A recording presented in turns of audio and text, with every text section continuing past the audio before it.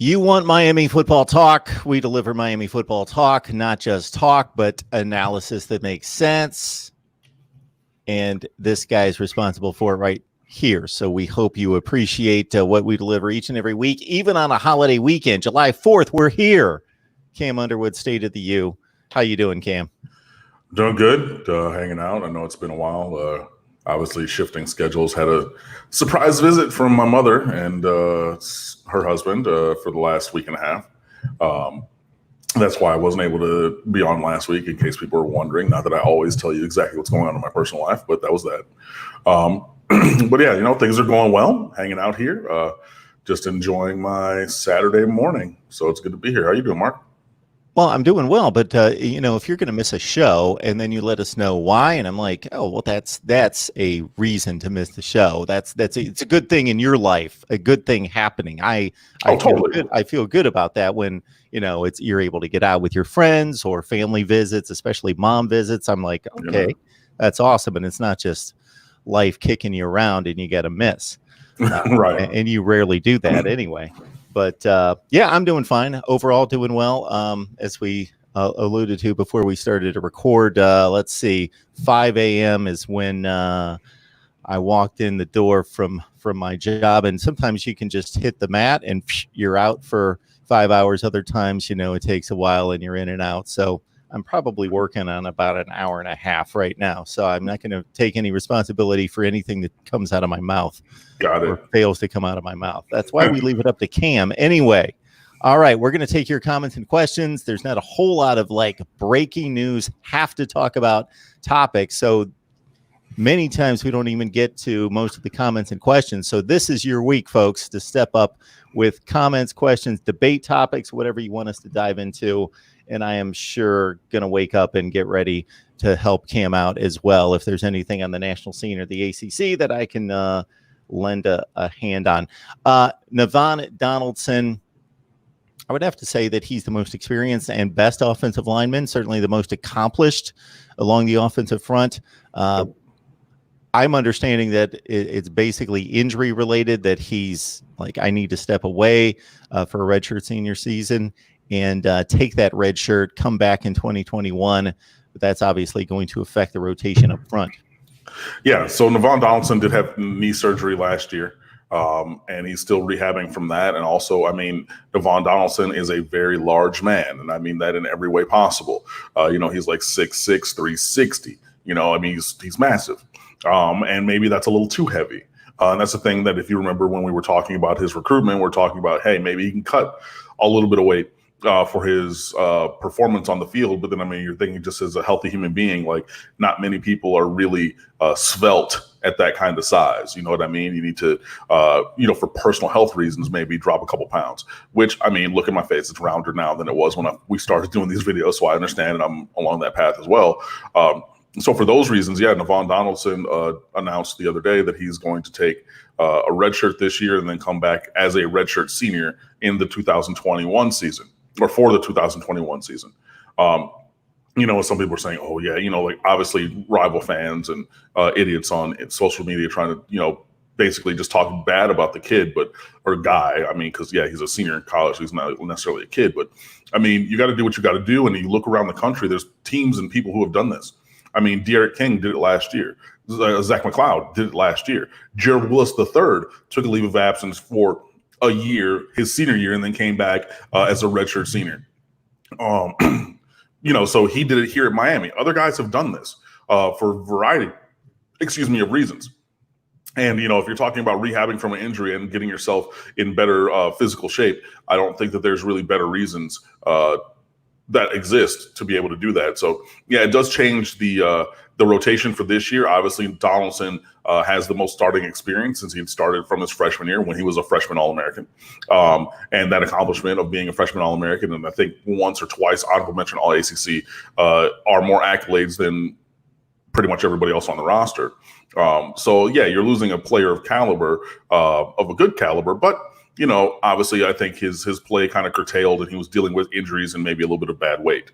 So now you're talking about bringing in Jared Williams from Houston, who was announced that he's coming in. So he's probably going to be at one tackle. You talk about John Campbell, at the other tackle because he's a guy who had worked forward throughout the little bit of spring that we got towards that position. And then, you got Corey Gaynor, Ja'Kai Clark, DJ Scaife. And, maybe you're pushing for one of these other guys like a Zion Nelson or Zalante Hillary to be able to have one of those spots. So, yeah, I think that there are 7, maybe 8 guys who could play here along the offensive line. And that's a step in the right direction, not necessarily saying that we have, the 1991 Washington. Ooh, I almost went there. Excuse me. The Washington professional teams, iconic offensive line. Miami does not have that, but I think it is an improvement from where it stood. Wow, I really just woke up also where things stood last year along the offensive line. And then you're going to get a player of Donaldson's caliber back in 2021. So, yeah, the rotation is going to look a little bit different, but again, with a different offense that's going to, I think, help the offensive line a little bit. And then you have a new offensive line coach who, by all accounts, is one of the best technicians and seems to be a great recruiter as well, adding to their skill sets. I think that it's going to be maybe a positive step. And sometimes, and I mean this in like the most literal sense, Donaldson for this year is an addition by subtraction because he's not the player that he could be physically or health-wise. And when you add him back in 2021, I think that you're going to get a good or better version of NAVAUGHN Donaldson, a healthy version. Excuse my phone. People are texting me right now, as always happens. You're going to get a better version of Devon Donaldson, and you're going to have a fifth-year senior leader back for that unit as Miami opens the 2021 season in Atlanta against Alabama. Believe me, Cam, if I had to talk as much as you just did, it would not have been nearly as pretty. So we lean on you regardless because of the analysis, but it will be a godsend despite you just waking up as well. Cam can talk with anybody, anywhere, even somewhat compromised Cam. So here we go. We got Bryce Robb. Been waiting for this all week. So you know what that means is you should like the video because I'm sure many of you hold the same stance on looking forward to Miami football talk with Cam each and every week. And the super chat is available if you are so inclined as well. We don't expect it, but again, understand the time investment and the knowledge investment more than anything. And the value there. Here's my question. And again, this is the week for you guys to ask questions. If there's a week to ask questions, dive in here because we typically leave the show, get to the end, and we've got 10 or 15, 20 questions on the board that we can't get to. Not that we don't want to, we can't get to. Drop them in right now in the live chat. I will get to them. D'Eriq King, if he doesn't develop to some outstanding, just unbelievable level that we're not foreseeing, but continues to progress and becomes the player that you would expect based on what you've seen in the numbers that he's posted, is the best Miami quarterback since blank.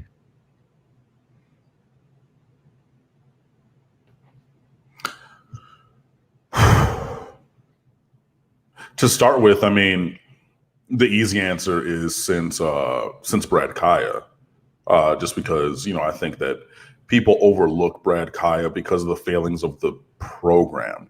But you don't come into Miami and start for 3 years and set records and can't play. You know what I mean? Did he have the strongest arm ever? No. Did he end up having a long or any real NFL career? No. But in terms of college quarterback, Brad Kaya was really good. And I think that gets overlooked because the defense let him down.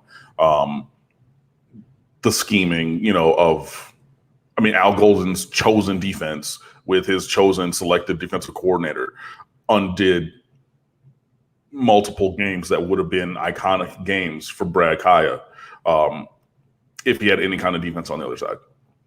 So the easy answer, the quick answer is that if you're talking about all-timers,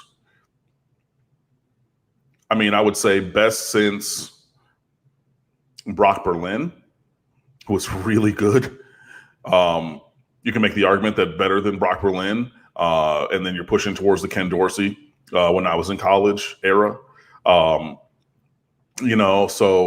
D'Eriq King is going to be one of the best quarterbacks that we've seen, and he offers a dimension of running that we haven't seen before. And I know that Malik Rozier ran, and I know that N'Kosi Perry can run, and he evaded some people and things like that.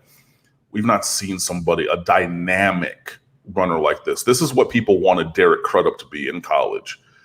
Derek Crudup from Deerfield Beach was the backup for a couple of years at Miami. He got a cup of coffee, in a couple of games. But he's like De'Aaron King's like the evolutionary upgrade. This is a guy who had 600 yards as a wide receiver, 97-yard kickoff return as a touchdown at Houston as a freshman before he was able, before they switched him back to quarterback, because De'Aaron King is 5'10 and a half, 5'11. So of course you're going to try to pull a Tutu Atwell and put him at wide receiver, just do that. But I mean, he's better, than that. So I mean, De'Aaron King, if he is who he is and has shown himself to be from high school and college, this is a guy who is going to be, it's going to feel transformational. It's going to feel that he could be one of the best one-season Miami quarterbacks pretty much ever. If he does what he's done and he continues along that path. So we'll see what happens. But yeah, I mean, as long as and it doesn't even mean that he needs to like really, really upgrade. He just needs to continue along the path that he's been on. He just continue to perform the way that he's done. Again, he's still riding the longest streak of games ever of somebody who's run and thrown for a touchdown. I think it's 15 consecutive games standing right now. If he does that in all the games this year, runs for one and throws for one or more, and then, we get the running game going and the offensive line, like we talked about earlier, like there's things to like. There's things to talk about. But yeah, he offers a dimension of running that Miami, I don't think, has ever seen at quarterback. And it's going, obviously I hope that there is a season, but I think that if the season goes the way that it could, he could be in the rare air of having one of the great statistical seasons in Miami Hurricanes quarterback history. Brad Kai, of course, I'm going to spit out numbers that Cam already knows, but for everybody else, started as a freshman. True freshman. 26 touchdowns, 12 interceptions, very productive season, 3,200 yards, 59% completion. The other thing I'm noticing about his career stats is when you average about 8.5 yards per attempt, you're slinging the ball downfield. That number's usually about a yard lower for most decent quarterbacks. And we're talking about an average. So don't think that 8.5, 7.5 is not a big deal. When you're throwing the ball 400 times a season, that's a lot of yardage chewed up. 61% the next year, 16-5 TD to pick ratio, and then 27-7 touchdown to interception ratio, 62%, 3,500 yards his last season. And again, boy, I know we've touched on this, but 2017, he would have been the perfect guy to play with that team and that defense in 2017 that won 10 straight games and then ran into better teams and whose luck ran out combination. They probably go 13-1, or what was the 12-1 instead of 10-3 would be my guess. The Wisconsin game was close. The Pitt game was obviously extremely close. Clemson was the only team that just completely outclassed them. I'm thinking capable quarterback play, and you don't skate by North Carolina and all the other teams. But I will just say that, even though, yes, I was there in Charlotte and Miami did get our, doors blown off and teeth kicked in that ACC championship game. If Malik Rozier hits Jeff Thomas on that double move, that corner post early in the game, that's a 7-7 game in the first quarter going into the second quarter, and it's a different game. That's all I'm going to say. I know that we lost. I know it was bad. I know they beat us 93-3 in 2 consecutive games in 2005 and 2007, or 15 and 17. I know that. I'm just saying, if we had a better quarterback and he puts that ball on Jeff Thomas as a freshman when he spun his guy around, again, a thing that Jeff Thomas liked to do, that's a thing where that game might possibly have gone differently, not just maybe blown out. Hey, we probably still lose to Clemson. Let me just say that so people don't chop this up and say, oh, Cam said that. No. But a 31-20 game or, like a 35-24 is a very different endeavor than most of the lower bowl of Miami Hurricanes fans leaving at halftime to go find the bars or go back to the tailgate area, which is what happened at that game. That's all I'm going to say. Yeah, because what I'll say is that I would make the same claim. You can't say a quarterback change would make up 5 touchdowns, but 5 touchdowns, you would have to go play by play through the entire game and say, oh, that ball hit the dirt on 3rd and 6. A capable quarterback probably hits it 90% of the time instead of 45% of the time. We keep this drive going, You add it all up. Guys' shoulders aren't slumping down 21-0 because it's actually, 21-17 or whatever. On and on. Who knows? Exactly. That's all I'm saying. It would have been more competitive. That's all. Yes. Martin, Cam, if we had a good season, will some of the current commitments get processed out? So processing out is a thing that happens in recruiting. Obviously, it's when the school initiates or decides like, hey, we're going to look in a different direction. It's always potential to happen that from either side, from the recruit side or from the program side, that the pairing can change, or we can the kid can look elsewhere, or the program can look elsewhere. My thing about that is, unless you have somebody ready to take that spot, you might honestly be better to take what you have. You know what I mean? As long as you believe they can play at Miami, then yeah. So it's like the debate that Mark and I have had a couple of times about all conference teams or all-star teams or something like that. Oh, well, Jeff Bagwell got snubbed on National League first base for all-star game. Cool. Who are you taking off the list? You know what I mean? Like, if you think that he fits, that's fine. But you can't have everybody. You can't take everybody. Everybody cannot fit on the class and the group, whatever it is. So who's going to leave? That's where it comes to with processing out guys, right? There's some guys who are going to have a spot regardless. James Williams, 5-star safety. He wants to come here, we'll find a scholarship spot. Mason Smith, 5-star defensive tackle from Louisiana, who's cutting his list to top 8, at about noontime. I don't know if that's noontime Central or Eastern. So it might be in the next couple of hours. He's one of the top handful of players in America. Miami's probably going to be on that top list of 8. If he wants to come to Miami, Mason Smith, go look it up. It has 2 A's in it. It's weird. Maason. Look him up. He's kind of incredible. If he wants to come to Miami, we'll find a spot.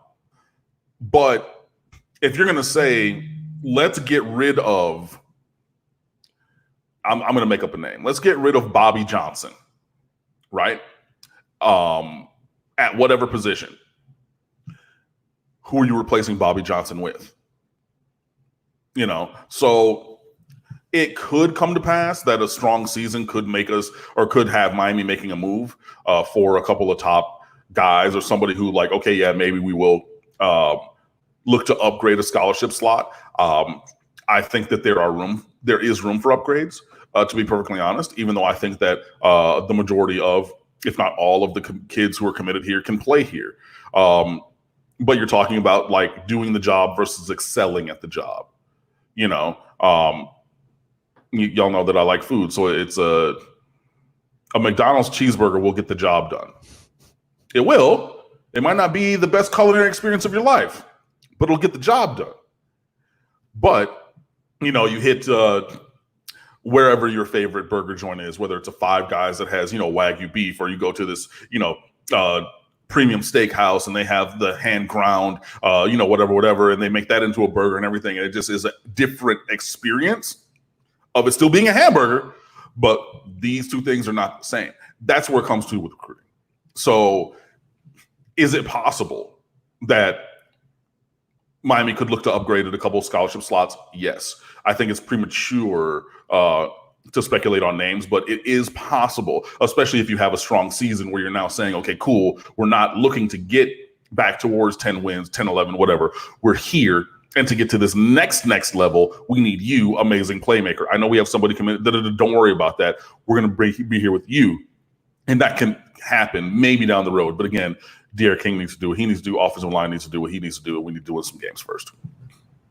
I immediately categorize 3 different types of hamburger experiences. One being the McDonald's, which I will always argue is the best fast food experience, just because I grew up with it, and I'm always going to be loyal to McDonald's. But I was coming home from the airport about 2 weeks ago, stopped at a McDonald's at midnight, and no sauce on the Big Mac. It was dry, it wasn't fresh.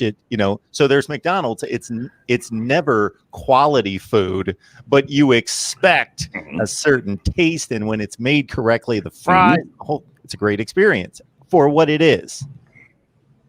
I go to a place called BurgerFi, take my daughter there. It's the organic, you feel a little bit cleaner and more nourished going there than maybe Five Guys, but then the Five Guys is a favorite in terms of let's get just a really well-made burger. That's the 3 different experiences there.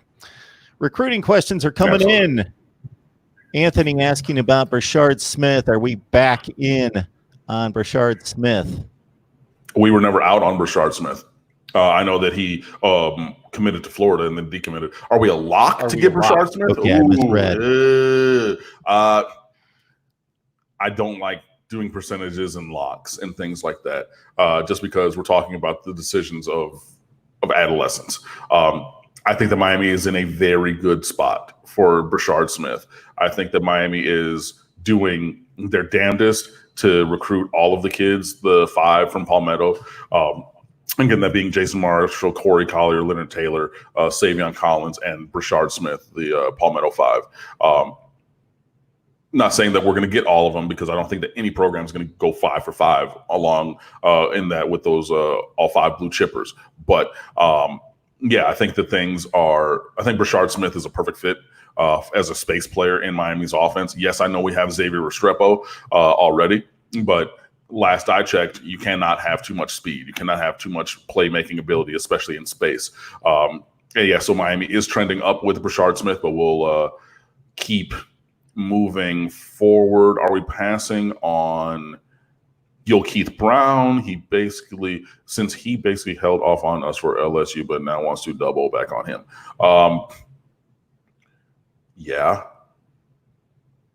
I mean, and again, this is a thing where you can't take everybody, so you already have a couple guys committed at wide receiver, Jacoby George and oh no, I forgot. I just woke up, brain fart for the day. I'm so sorry. Wait, it's going to come to me. It's going to come to me because I'm looking at our commit list up here. It is Jacoby George, wide receiver. No, that's it. Really? We talking just wide receivers? Romello Brinson. Oh, with my voice on the idiot. Yeah. So okay, duh. Sorry. My brain went seriously blank. So you have Romello Brinson and Jacoby George already committed. Just like I previously answered, Miami's pushing for Brashard Smith. So now you're going to have 3 guys.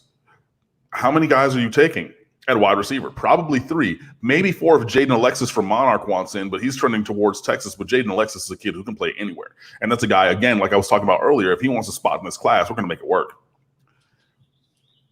Where does Keith Brown fit? We have Brinson, who's All-American. You have George, who's a breakout superstar, dynamic threat to score from anywhere, anytime he touches the ball. You have Brashard Smith probably coming in this class as well, and then you held out the home run hit for a scholarship slot for a Jaden Alexis. Where does Keith Brown fit in? This is the exact conversation I was talking about. If you want Keith Brown on this roster, if he wants to be on this roster, which one of those players are you dropping to take him? Because you're not going to take 5 or 6 wide receivers because you just took 4 last year, and that would be an improper allocation of resources in terms of scholarships. So which one of those wide receivers, Romello Brinson, Jacoby George, or Brashard Smith, are you not taking? Are you processing out in favor of Keith Brown? Because that's what it's going to take. Or are you trying to short yourself, out of defensive position? I'm not, because we need defense in this class. So where are you going to go? And honestly, I just don't think that he is. I don't think that Keith Brown is good enough to save one of the best available slots for just the whatever player, the best available recruit. I don't think that he's the best available player in this class because I think that there are other players who could fit there instead. So again, I ask, if you want Keith Brown, and you're a person, and I know that there's people who are watching or listening, like I'm a Miami Central person. I want Keith Brown because he plays for the Rockets, gang, whatever, 95th Street, all that. Yeah, I got you. Which one of those guys are you getting rid of? Which one of those guys are you telling thanks but no thanks? Find your scholarship opportunity and your academic and athletic career elsewhere, because that's what it's going to take to have a slot for Keith Brown. And yes, I made that specific to Keith Brown because I asked about him. That is a situation that has happened with other players in the past. It will happen with other players in this class, and it'll happen in the future. Why? Because Miami cannot take everybody from South Florida. It just can't happen. MarkRogersTV, the voice of college football, breaking it down with Cam Underwood, State of the U. He provides the analysis on Miami football for us each and every week. This is now 70 shows in the books, and then a zillion others with Cam before that, before we started to number them and go live. Yeah. So dig into the archives if you'd like. I've posted some recent Miami content otherwise, and also did a little breakdown, Cam, on the 2000 season and situation between Florida State, Miami, and Washington for the spot against Oklahoma in the national championship game. I've been taking various college football season in which there was a contested national champion or national championship game. Mm-hmm. And then especially going back to the poll era, okay, what would this have most likely looked like in the BCS era in that selection process? What would that most likely have looked like moving it to the college football playoff era? You will enjoy that. I basically determined, despite the record, that in 1990, Miami had the best football team in America. I've seen that written before as well, yeah. The team that beat Texas 46-3 at the Cotton Bowl. Yeah. It was a very odd year in that, Georgia Tech, Colorado played in weak conferences, especially Georgia Tech, the ACC. This is pre-Florida State, Miami, weak conference that they shared the national championship. Of course, Colorado with the 5th down, plus they actually benefited from a very controversial clipping penalty on a Rocket Ismail kickoff return with like 50 seconds left in the Orange Bowl that they would have lost. They could have lost actually 3 games. Anyway, I determined that there was a bunch of really good 2-loss teams, Miami in the mix, that Miami, Notre Dame, Penn State, and Florida State were actually the 4 best teams in the country. Yeah. That would have been your playoff, a really good one. In Miami, who knows who would have won, but that was my projection anyway. And then, of course, 2000, why Florida State was in the national championship game is beyond me. All right, other questions coming in, and let me say that be patient, folks out there, for about 10 to 15 seconds on a little social commentary here. Now that I'm learning from Cam's description on the Devon Donaldson situation, let's have a little compassion in life. People beating up somebody for a flaw or personal situation or whatever in their life. You know what? We all have them, and if you don't think so, if you're in a certain place in life to be looking down on people, don't be surprised what may come your way in terms of a personal situation or flaw of character or whatever it might be. Again, we all have them. So, man, the lack of compassion in this world should be addressed. I don't know how it's addressed. I heard Kansas State with the situation, it was a race relationship situation, and the football team was stepping up, and it was commented, and I appreciate the stance by the university to say, we are going to, and this was their quote, we are going to eliminate hate. And I said, I appreciate the gesture, and I know what you mean, but you're not going to eliminate hate. Right. All right, we got Cam Underwood, State of the U, talking Miami football, more recruiting. So, Canes fan 305, the young man's name is Kinchins, not Kitchens. No, in terms of is it? There's an N in there. Am I looking up the wrong kid? Yeah, I apologize, Canes 305, if that's what happened. We're talking Cam Kinchins, correct? Oh, there is an N in there. I thought it was Kitchens. My bad. Okay, my fault. Cam Ren Kitchens, Northwestern. Yeah. Yep. So somebody was asking about him versus James Williams. Yes. All right. So the question is, my thinking is that if James Williams wants to play safety, but Cam Kinchens is more of a safety prospect. Go back. Oh, where is it? It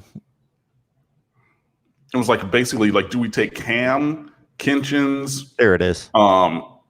Instead of, yeah, there we go. Yeah. So like, do we take Cam Kinchens, who like is more of a safety than James Williams or something? Or like, does Cam Kinchens potentially committing to Miami a week from today rub James Williams the wrong way? All right. So let's talk about it. James Williams is everybody's All-American. He's a top 10 player in this class. He's 6'5", 220. He is uncommonly gigantic for a safety. He's been that size since like a high school freshman, high school sophomore, which is why a lot of people, myself, Bud Elliott, other recruiting writers said, hey, you know, maybe this is a guy who could slide down to outside backer, depending on his desire for contact. Hey, maybe even put his hand into the dirt. You see what happened with Gregory Rousseau, who played safety and wide receiver in high school. Maybe that's a thing because this kid is probably going to be 6'5" when he has a long wingspan and things like that. And James Williams would invariably name search, find the tweets, quote tweet him, and say, nah, boss, I play safety. Boom. He's huge. He's huge. Kid's probably going to be 6'6", 225. This is a guy who, again, regardless, will have a scholarship slot available to him at any school in America. He already committed, or cut his list to 2, which is Miami and Georgia. I wrote about it. We've talked about it. Boom. Cam Kinchens from Miami Northwestern is one of several Miami Northwestern players that Miami's after. Obviously, we already have a few of them committed in Tim Burns, in Romello Brinson, in Ja'Cory Hammett. I feel like I'm missing one, Khalil Brantley. So we're trying to get a 5th guy from Miami Northwestern at safety, and it seems that that's going to happen at safety because it seems that Cam Kinchens is going to commit to Miami, which is going to be a great get. I don't think that one recruitment affects the other for these reasons. One, you play more than one safety at a time, and you probably rotate 3 or 4 during a game.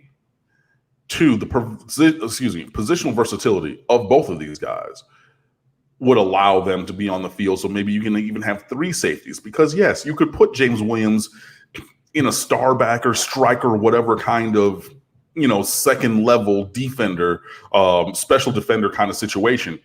I saw a lot of people saying, hey, we should tell him that we want to use him like Clemson used Isaiah Simmons, where he's just everywhere. To my knowledge, and again, this is based on seeing this kid, this is based on interacting with this kid and seeing what he has himself said on social media, he wants to play safety. End stop, period. So I'm not sure that the Isaiah Simmons comp is a thing that would work on him just because of his individual sensibility. And hey, everybody's different. Some people want things. Some people, you know, want other things. Some people be open. Hey, coach, put me wherever. That's fine. James Williams says, yeah, I know I have this gigantic body, but I want to play safety.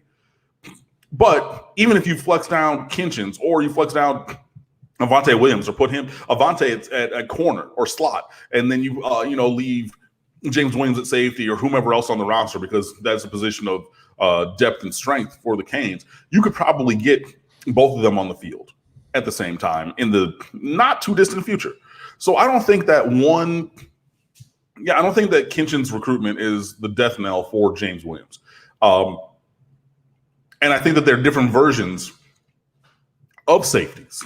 You know, like you got to have different types on the roster. So, I'm not one to just say we're going to take Kinchens and because he's a better safety prospect. I don't know where you're getting that from.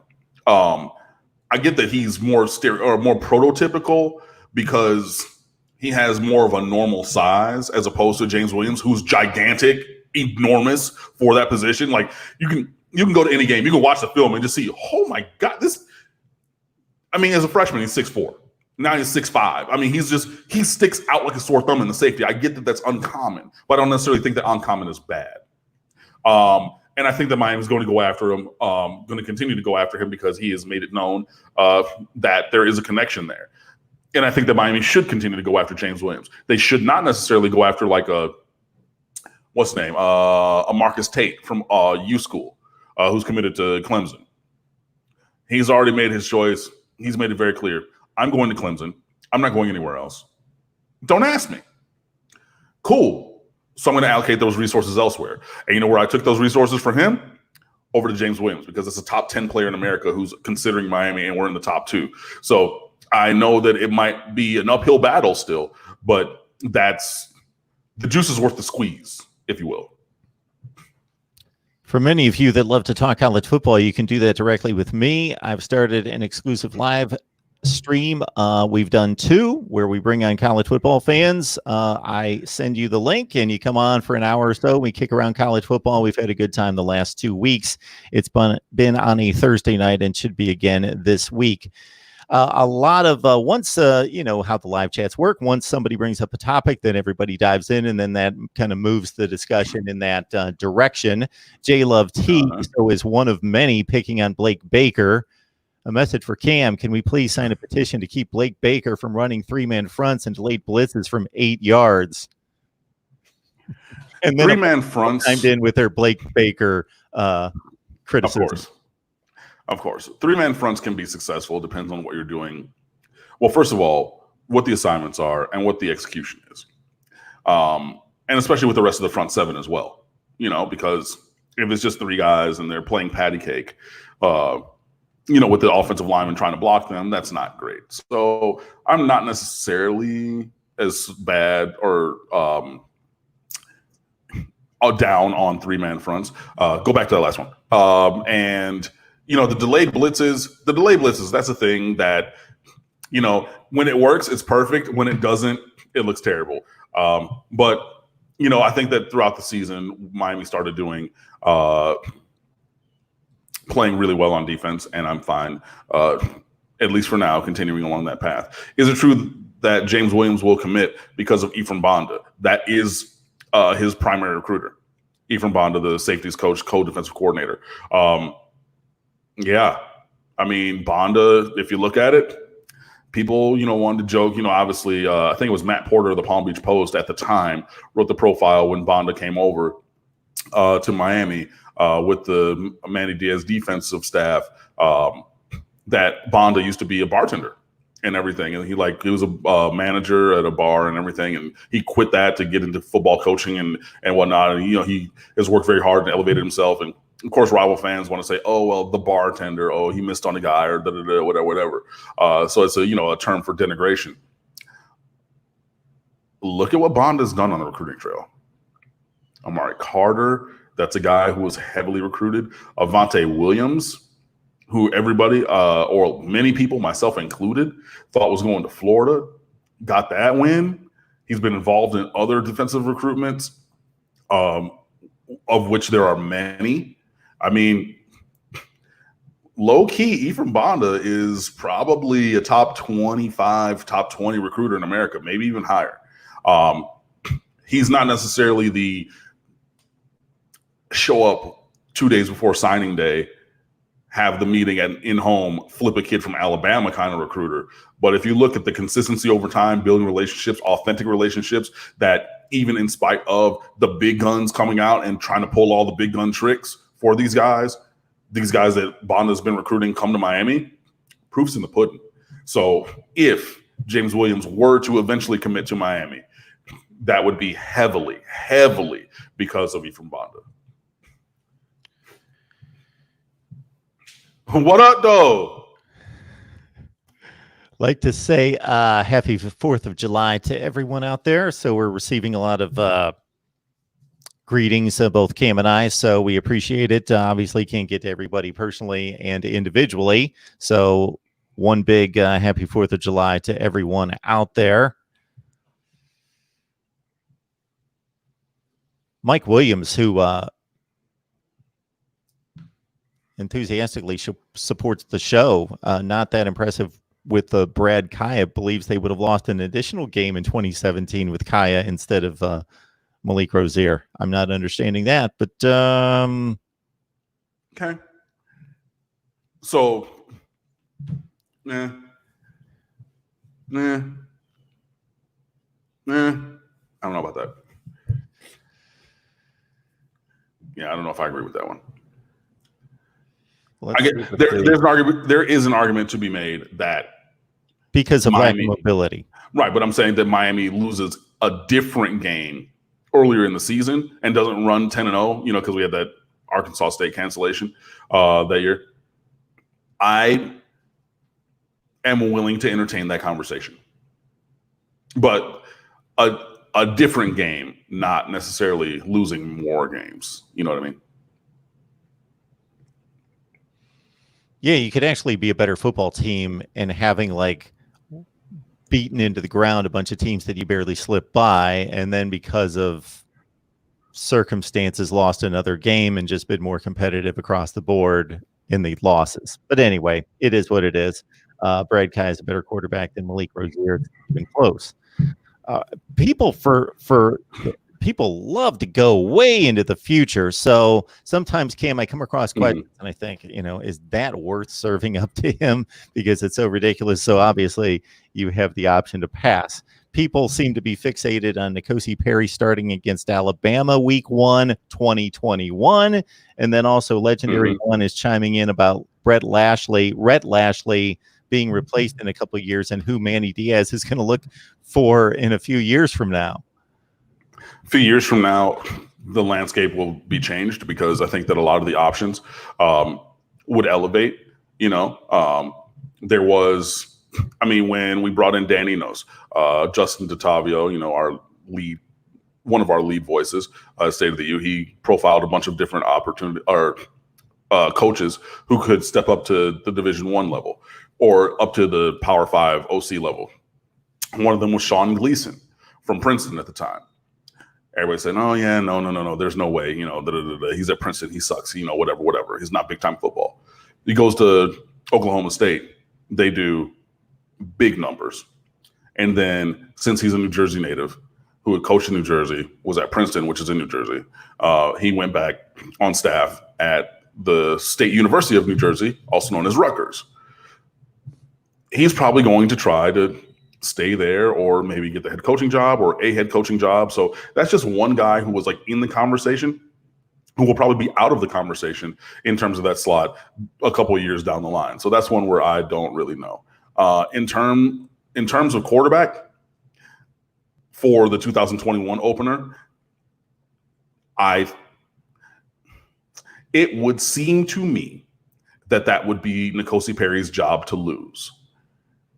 I believe last year was also N'Kosi Perry's job to lose, and he lost it, which, as the president of the N'Kosi Perry fan club, ever since I first saw him as a high school junior and recruit, hurt me personally.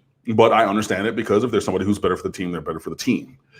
So as I sit here now, July the 4th, 2020, that's my view on it. It is N'Kosi Perry. It would be N'Kosi Perry's job to lose for the 2021 opener, and we'll see what happens. Kim, you hit on the name of Marcus Tate in other discussions concerning other players. JT Sounds is asking whether Miami's in play for Marcus Tate because of bad press with Thompson and Dabo. No.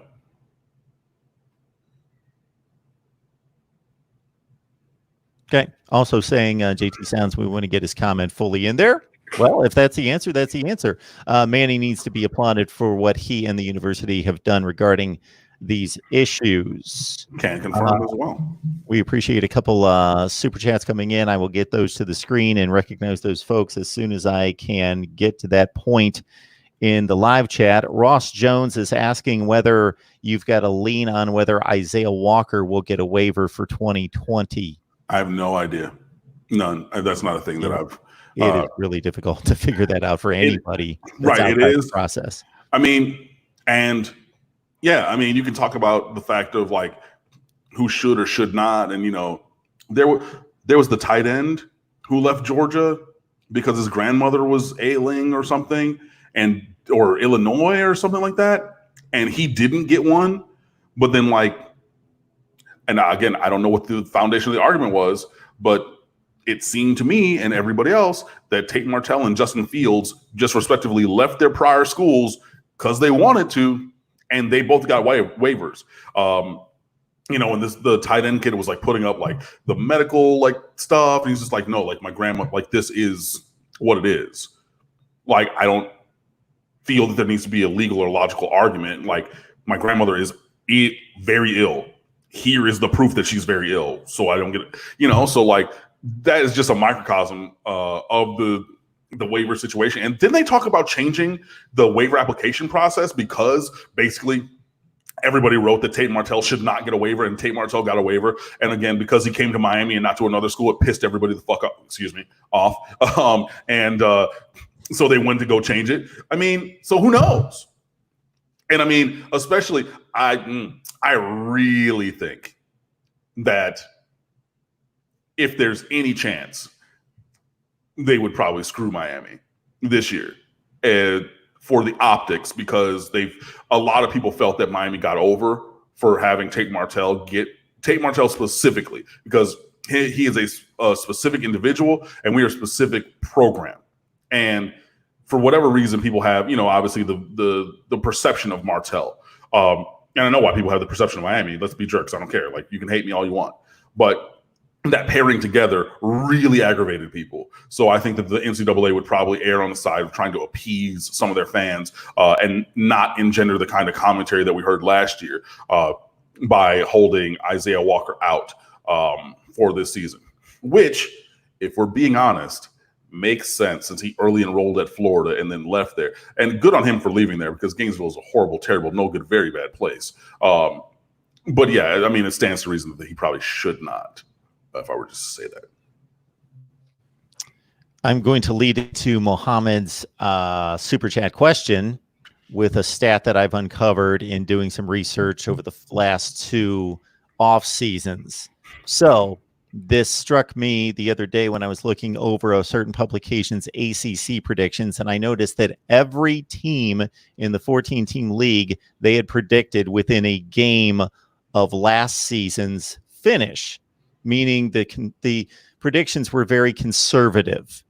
If Florida State was 6-6, they picked them 7-5. If so-and-so was 7-5, like a Louisville, they picked them 7-5 again, to basically say, we're not seeing any, not being able to forecast or project, because what I've done, Cam, is I've looked at the last 2 off seasons and determined that I've become too conservative in my predictions, and that you need to foresee who's going to break out or who's got some decline in their program, because I tend to think, man, college football is slotted. You got your elite, you got your next tier, and you throw me a program, and I'm pretty much going to tell you, they're here. They always go about 8-4, 7-5. They're North Carolina State. They always go 8-4, 7-5, or they're this or they're that or whatever. But I've been surprised in looking at the record changes from year to year that about 30 teams in the FBS and about, let's see, out of 75, somewhere in the 20 to 22 range. So a more than a fourth, about 25, 28, 30%, at least increase or decrease in win total by at least 3, which is significant. If you go from 9-3 to 6-6 or 3-9 to 6-6, that's significant.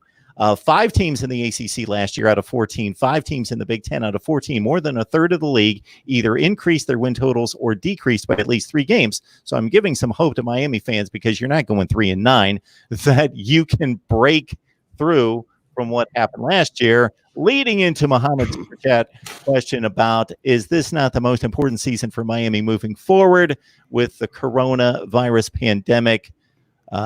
Need to capitalize on this season. And Mohammed, once again, thank you so much for the contribution. Every season is the most important season because that's the season that we're playing. And it seems kind of, obvious, but that's the thing that I said when I taught music. I said, the note that you're singing right now is the most important note.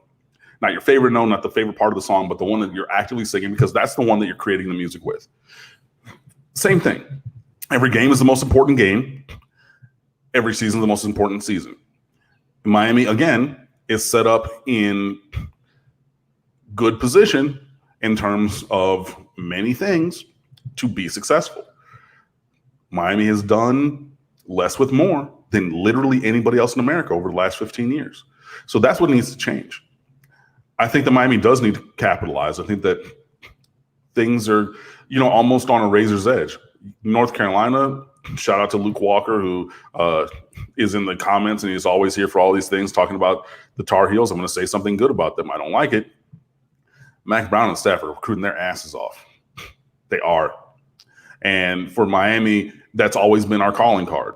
We have more talent than everybody else in the conference or division. You know what I mean? Division. So comparable talent to Florida State, probably less than Clemson. That obviously flipped up when Clemson decided to boss up. But it was, usually close, but less or talent than Florida State, but comparable to Clemson. But it's the three of us, Miami, Clemson, and Florida State, in terms of talent, and then everybody else. North Carolina is working very hard to close that gap. So that means that Miami needs to win this year to continue to push our talent on the roster. So it is a very important season from that standpoint, because when you start to have better players, ostensibly you're going to play better. Look, they got Sam Howell, who was All-American last year for them in North Carolina. You see what he did. And that's just one instance of a very good player helping them, perform better. So Miami needs to do well this season to continue to push the recruiting for this year and next year and the year after and the year after. And also just to ride this wave of momentum. It almost feels like a year one all over again. All the optimism for the offense. You bring in, new coaches on that side of the ball. You bring in a new philosophy on that side of the ball. You bring in another transfer quarterback that's going to start, on that side of the ball. So there's a lot of things that where the point of conversation is similar, if not the exact same as last year. It is incumbent upon Miami to take advantage of that. We cannot have another year with all of this potential being wasted. Cannot have all of this, just fall apart. And we've seen, with recruiting classes also, nothing is written in stone. And everybody likes to say that, I don't pay attention to recruiting until signing day. Well, cool. I'm going to have a bunch of pieces for you around signing day, whenever that is, on State of the U, and I appreciate you reading them. But for those of us who are here along the ride, we know that last year, plenty of decommitments. The year before, plenty of decommitments. Why? Because the team did not perform well. So you do need to perform well on the field for this season, and also to lay the foundation for future seasons. So yes, it is very important.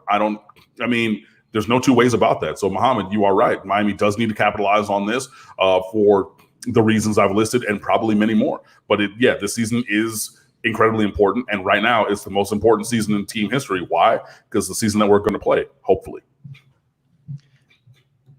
Dante Colon, the comment that I've chosen to post from you, actually, it's the first one that I've seen from you. So I'm going to address the statement that you're making in criticism of my choice of comments that I posted to the screen, because I find it kind of humorous, because what it reminds me of is, in my position at work, we've got about 260 people on staff. I'm somewhat responsible for all of them to a certain degree, but we've got a management team that's massive. So I am directly responsible for 11 or 12 that directly report to me. It's amazing how many people think management, for example, is thinking about them, talking about them all the time. And when they go to their management meeting for the hour and a half a week, like that, they're talking specifically about them, and, they kind of elevate their importance. And Dante, this is what you're doing here. Everything you've just stated in this comment, I have no idea what you're talking about. Convenient how Mark is putting up all of Mike's statements. I don't even know who you're referring to in terms of Mike, number one, but skipping my pertinent statements, which I don't even know what you're talking about.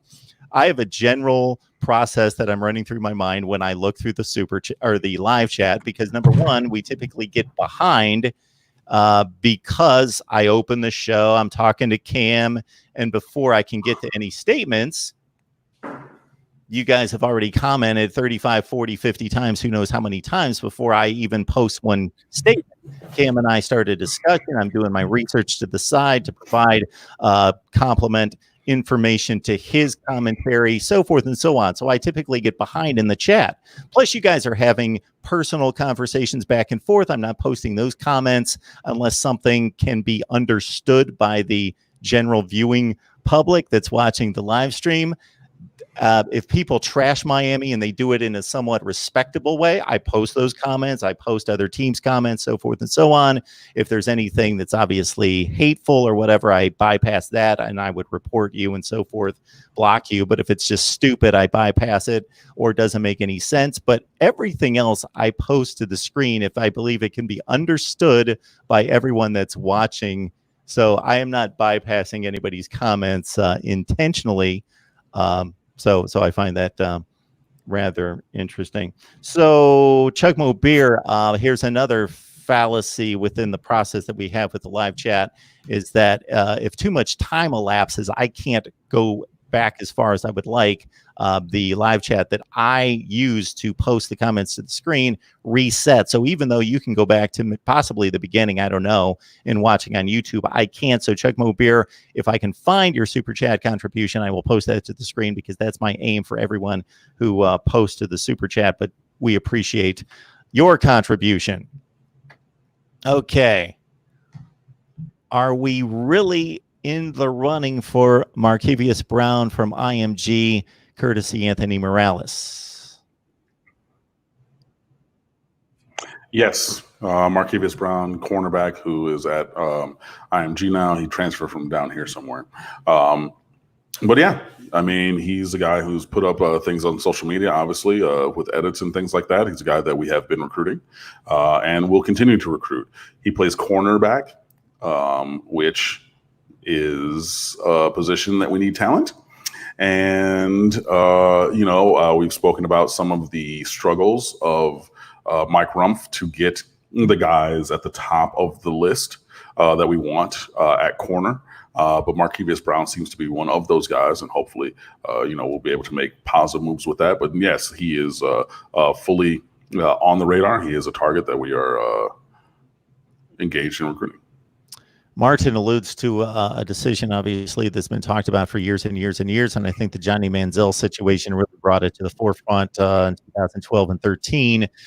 Certainly one that I am fully in favor of in terms of my views on capitalism and people's ability to take advantage of and benefit from their whatever they've been able to build in their career. And so Martin's alluding to that, saying, Cam, how much is the licensing of likenesses going to change recruiting for Miami for at least 2 years before other states enact similar legislation? I believe this kicks into gear next summer. Correct. It's been signed as a bill into law, so that's going in 2021 to actually be activated or enacted. Excuse me. We'll see. And it's a thing. I talk about recruiting a lot. Obviously, and one of the analogies is that it's like dating or relationships, whatever you want to call it. There's something for everybody. So to some people, that might be the best thing since sliced bread. That might be the determining factor. For other people, it might be a thing that they don't care anything about. But I think that money is a thing that people do care about. So I think that that's going to have some foothold in the world of recruiting. I think it's going to be a point of conversation. And especially Miami's bringing in other people or has brought in other people to the recruiting department in terms of edits and things like that. So, you're talking about logo design for your own personal brand being available. You're talking about other things. Miami has a pretty good business school. Not the top ranked in the world, but it is a very good one. And I know a couple friends who have gotten their MBAs from there. So if you're talking about connecting with your marketing, advertising classes and things like that, so you understand. So as you're building your brand and things like that, moving forward, classes that can be available or specifically tailored to athletes, I think that would be an incredible offering. So there are ways that can have a positive benefit in the world of recruiting and with some specific players. But again, what matters to one will not matter to all. But I think that is a positive thing that will be mentioned, of course, by the coaches. And I think it can, in some small instances, play a role. And speaking of that, I believe I saw Cameron Kinch's either spoke about it or tweeted about it and included a statement or about that, the NIL legislation in Florida in I think it was like a 247 interview. I think that's what it was. But he mentioned that by name. So there's one guy in this class who has mentioned that.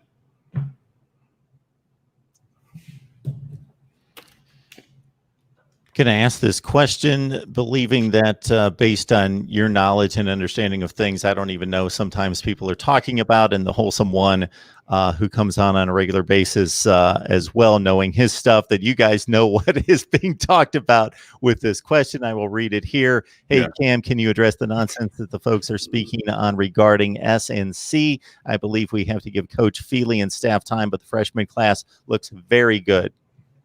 Honestly, that's the thing that I haven't even seen recently spoken about. But yeah, I'm fine with SNC. I think that Feely is an upgrade from Swayze in terms of the strength and conditioning coach. I think that we're going in the right direction. I know that this is probably born of the fact of Devon Donaldson, rehabbing his injury and everything like that. And he's taking extra time or this redshirt year to fully rehab and obviously maybe rework his body a little bit. But in general, I think that we're seeing guys who are in good shape. I think that we're developing them physically in the right ways.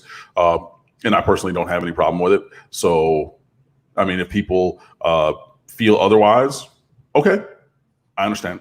But it's not a point where I'm going to really engage with it, and I'm not going to die on that hill. Folks, this is what you've got here. In general, my main channel, Mark Rogers TV, the voice of college football. We post videos every day analyzing college football across the board. We've got live streams every week, specifically highlighting Miami, Florida State, and Ohio State. We've done a little Clemson recently, right here specifically with Cam Underwood, State of the U. Need I say more? You hear the analysis for 60 plus minutes every week. So I hope you appreciate what he brings and don't take it for granted. So if you can get us a sponsorship, I say this all the time, and I am dead serious for here specifically with Cam and other things that I do, that based on what research I do on YouTube says it warrants sponsorship, meaning it's popular enough based on the views and the reach to gain sponsorship, but it's not something that I'm really good at or have the connections or know where to go for it. So please, if you yourself have an idea, or you specifically have a business or have connection to a business or a business owner that would provide us a sponsorship, that would certainly be much appreciated from us, and certainly would guarantee that this can continue on and on and on with, again, Cam Underwood, State of the U, and all the busy endeavors that he has going. And Cam, of course, we'd like to sign off with you delivering what you got available there at State of the U. A bunch of good stuff. We're working through our summer content. So we do have scheme themes. We have game previews. We have player profiles and more. There was some baseball that we're writing about, Canes baseball. There was a profile or interview with women's basketball coach Katie Meyer. Lots of different kinds of things. So, we're there and we're grinding. And obviously, I'm going to write some recruiting stuff because I have a little bit of more time. But anyways, yeah, so on social, that's Twitter, Facebook, and Instagram. We're at The State of the U. My personal Twitter is at Underwood Sports. Our website is stateoftheu.com, which is open 25/8. So please come and fan with us. Cam, thanks so much. Have a great rest of your 4th of July weekend. I'm going to stay on here for just a minute and outline a few things that we've got coming up, folks. Gotcha. Thanks, man. Mark Rogers TV, the voice of college football, 119 on the line. So keep in mind that we typically have the most people on the line at the end of the show, meaning what you need to do at the conclusion is jump back in. You wait for the video to process. It takes like 15 or 20 minutes. You go back, you watch the whole thing, because we get a number of questions that Cam already addressed, and that happens every time, and that's not a big deal, and it's no problem because you're jumping in and you didn't hear a particular topic addressed, and so you ask the question. Let's also keep in mind that we've got an exclusive live stream that we bring each and every week. We've done it now 2 weeks. It's been a great success, been tremendous for people to jump on, talk college football directly with me. So if you're interested, just say, I'm interested, and leave it in the comment section of any of the videos, not here in the live chat because I'll miss it, but in the comment section of any of the videos. If you'd like, what it is I had about 20 or 25 people suggest, hey, Mark, what we would like you to do is to be able to fill the spots, us viewers fill the spots that you typically reserve for media guests and come on and talk college football directly with you. So I've said, absolutely, let's do that. And so for the past 2 Thursday nights, I have sent links out to individuals like yourself, and we jump on. We have a great time talking college football. The first week we had an Oklahoma fan, UCLA fan, North Carolina fan, Oklahoma fan. What did I say? Ohio State. A number of fan bases represented. We kicked around college football. I don't drive the conversation. I don't ask questions unless nobody else has anything to say. But believe me, the conversation carried on and on and on. And I just kicked back and listened to you guys, and we just informally talked college football, and it was a great time. So again, we will do that. Most likely, my schedule is always crowded, busy, and that's one of the reasons why you need to subscribe. Please subscribe here. Therefore, you turn on the bell, you get the notifications, and you know when we're going live with Miami Talk and with other teams talk, the call-in show that we typically do on Sunday night at 10 o'clock Eastern time that sometimes has to float as well, where you can directly, boom, call me and talk college football. All right, folks, it's been a great time. I am going to be releasing a video in which I dissect the 2000 national championship race between Oklahoma, Florida State, Washington, and the Canes, and who should have played in the national championship that year in place of Oklahoma, Florida State. We have done that with 1983. That's a Miami national championship. You may want to check that one out. It might work up the blood a bit to a boil if you hear what I have to say about Miami's 1983 national championship. I looked at 1984 as well, 1990, any contested championship year I will get to at some point. And again, we had a Miami conversation with Paul Scoop on the U. Check that out right here, Mark Rogers TV, the voice of college football. And we'll have the Wholesome One on here, I'm sure, very soon as we break down positions. Wholesome One, if you're still on, believe me, as you know, we want to break down all the positions. There's the Wholesome One. Bam, there he is. Yeah, we'll make it to 30,000. We passed 20,000 about 3 days ago. Thank you so much, because that's not me. I got a lot of congratulations for that, and I appreciate that so much, but that's all of you.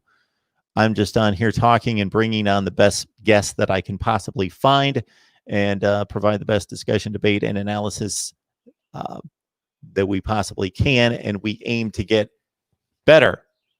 We can do this better, and we will continue to do so. So the Wholesome One's going to join me for the next several weeks leading into the season, what we hope to be week 1, about 58 days away. I think we were 58 away from week 0 yesterday, so 57 away from week 0. Miami hitting the field, I believe, in 64 days, so sometime between then and now, the Wholesome One and myself will get together to break down all the positions. Absolutely, Wholesome One, a call away, so we'll get the Wholesome One on, and I love his personnel breakdowns on all the positions, and we can get that your way here in the next month to 6 weeks. All right, everyone, appreciate it. Dante, hope you got my answer on why I post certain comments and not others.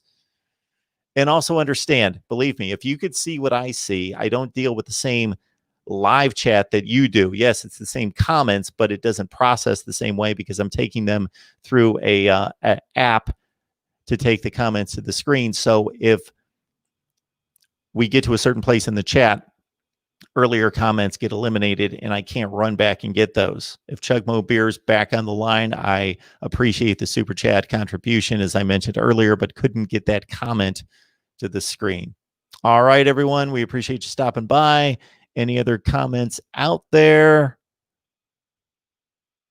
Tabardine, I have to make mention of you and your undying loyalty and more so optimism about Miami football and the 42-28. You have not wavered on the score, which I think is amazing. You have kept track of the score prediction for the 2020 ACC championship game.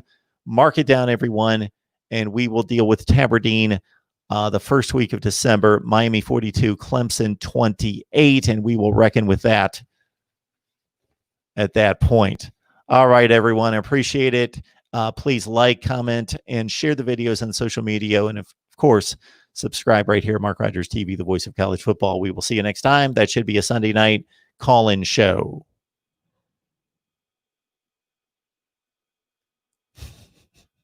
That's right, Dante. Absolutely.